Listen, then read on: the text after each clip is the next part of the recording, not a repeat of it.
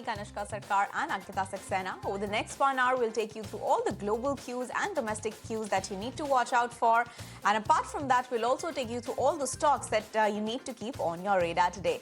But let's get started with the eye on the globe. First up, let's take stock of how the US markets fared overnight.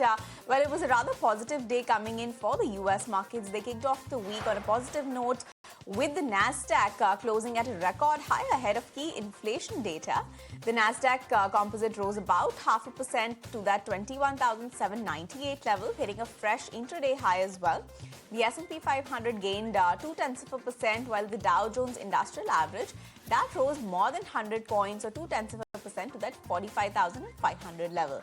On the other hand, chip stocks were the ones that led this kind of move, with Broadcom up about 3%, Nvidia rising nearly 1%, paring back some recent losses.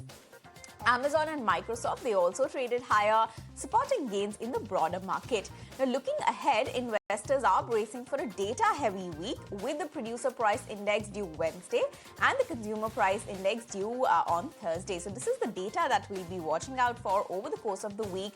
Now, remember, these reports will provide fresh cues on inflation and also could shape the expectation for the Federal Reserve rate cut. That is the next move that's going to come this month. Now, remember, last week's weak job data that has already strengthened bets on Fed rate cut this month itself, with some traders even pricing in a half-point reduction. So that's the expectation as far as Fed rate cuts are concerned. But the next cues come from the data that is due to be released later this week.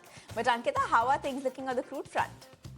Yes, Kanishka, oil prices climbed on Monday, regaining some of the last week losses after OPEC Plus output hike was seen as modest and due to the concerns of a possibility of some more sanctions from the Russian crude.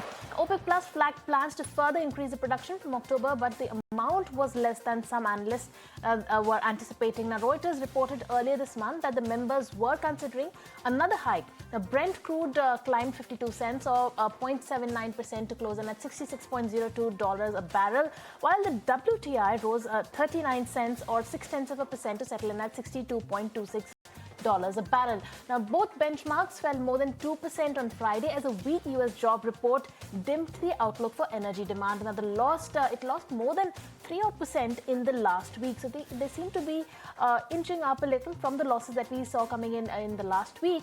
So that's where crude is really hovering at.